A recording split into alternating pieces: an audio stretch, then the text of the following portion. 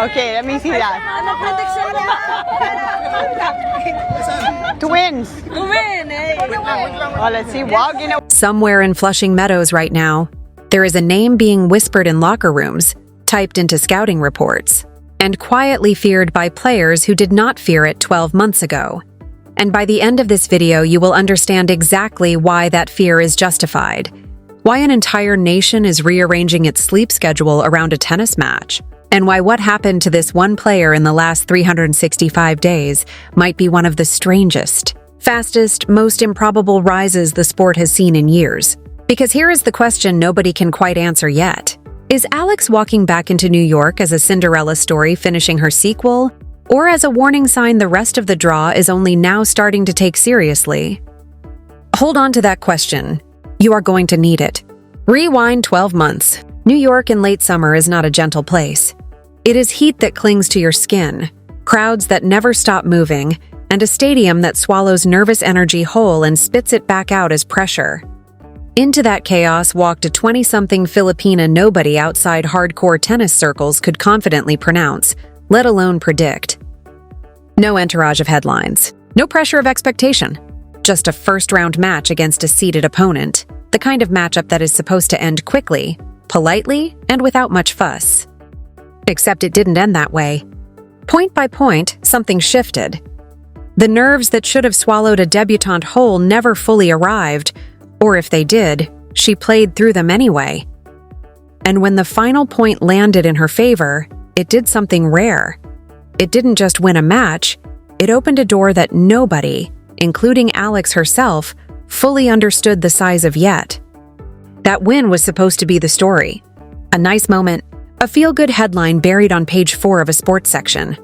Instead, it became the first page of something much bigger, and almost nobody saw it coming. Now fast forward. Same tournament, same city. Completely different person walking through the gates. In the space of 1 year, the quiet unknown from round 1 has become one of the most talked about names on the entire WTA tour, and the numbers behind that transformation are almost uncomfortable to say out loud. A ranking that has rocketed into the world's top 20.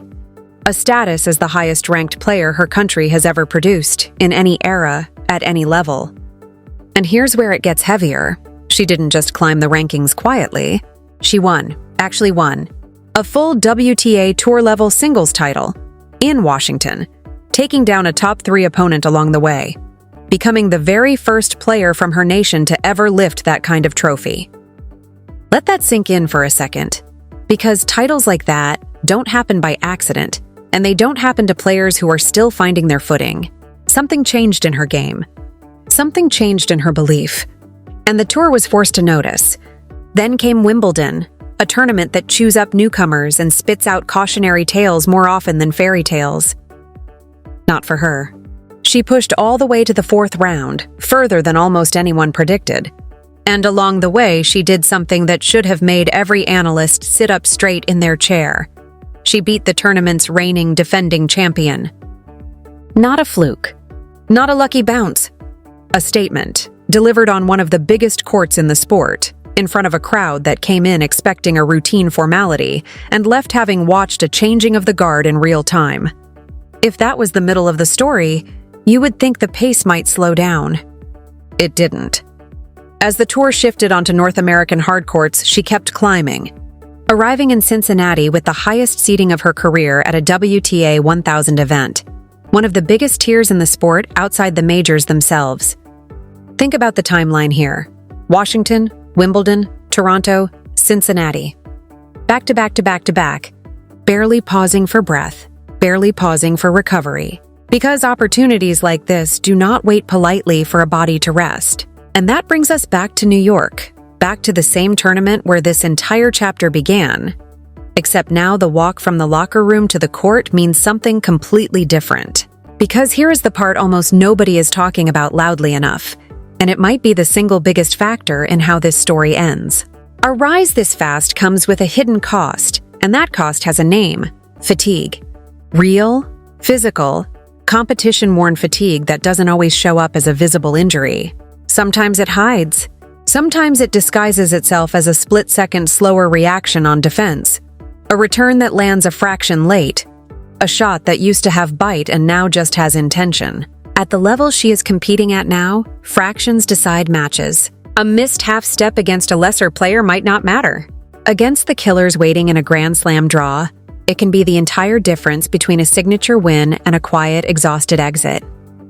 So picture the walk onto court at Flushing Meadows this year. It is not the walk of an underdog anymore. Every single player left in that draw has watched film.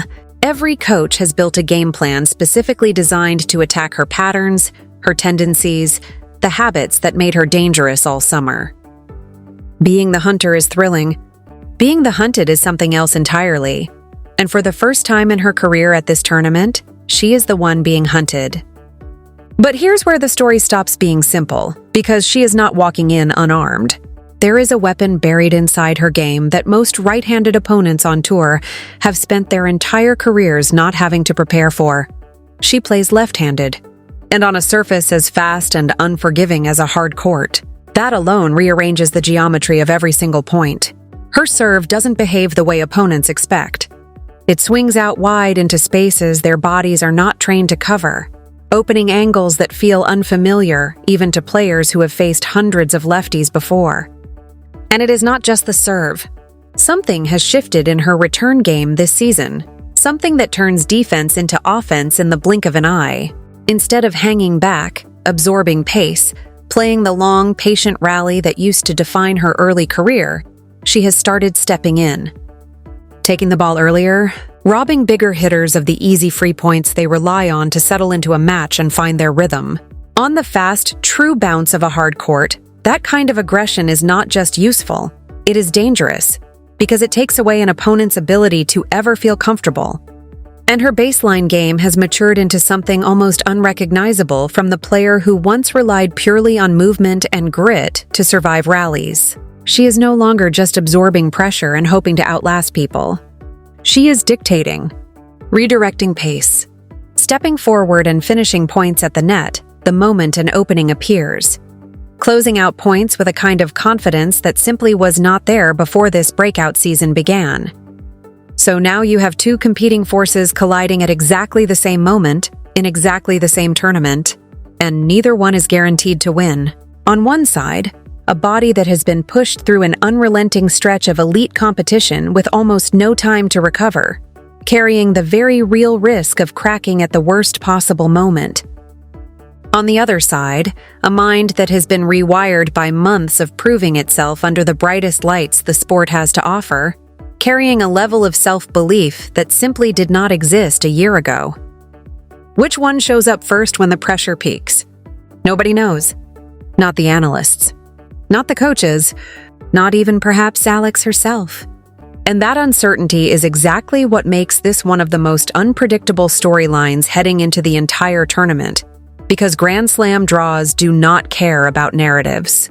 They do not care about how good a story sounds on paper. Any player left in that field is capable of producing the best tennis of their life on any given afternoon. And one slightly heavy leg, one half-second late read, one shot that lands a few inches long instead of in, can be the difference between a heroic run and a quiet early flight home. That is not pessimism. That is simply what professional tennis looks like at this level, stripped of sentiment. But before you start bracing for disappointment, remember something important. This is a player who has already proven, repeatedly, across the toughest moments of the season, that she rises rather than shrinks when the stakes get heaviest. She walked into Wimbledon and delivered the best Grand Slam performance of her life. She walked into Washington as an underdog and walked out as a champion. Whatever exhaustion she is carrying into New York, she is also carrying something that cannot be measured on a stat sheet. Proof, real and recent, that she can find another level exactly when it matters most. And here is where the story stops being about one player and becomes about something much larger. Because every single time she steps onto a court this big, on a stage this global, she is not just playing for herself. Somewhere across the ocean, entire households are gathering around a single screen, staying up long past midnight, refreshing scores between work shifts on the other side of the planet, just to catch a glimpse of how she's doing.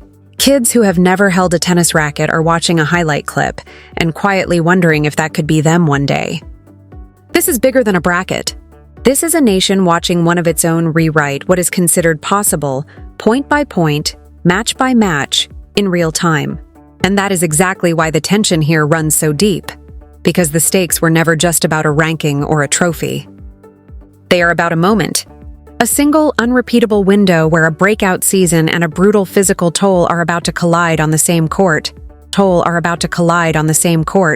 In front of the entire tennis world, with absolutely no guarantee of how it ends. Can she manage a body worn down by months of non-stop competition well enough to reproduce the level of tennis that carried her through Wimbledon and Washington?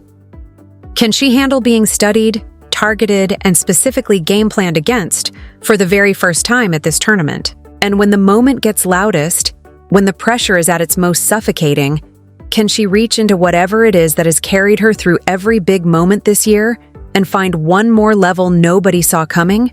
Nobody can answer those questions yet. Not with certainty, not with confidence. And that is precisely what makes this the most compelling storyline of the entire tournament. Because somewhere between the hunted underdog who once slipped quietly into her first Grand Slam main draw and the battle-tested, top 20 threat walking back in now, an entirely new chapter is about to be written. And whether it ends in triumph, heartbreak, or something messier and more human than either, one thing is already true and can never be taken back. The version of her who first walked onto that court 12 months ago no longer exists. She has already changed the story once. The only question left is how far she is willing to push it this time. So here's what we want to know from you.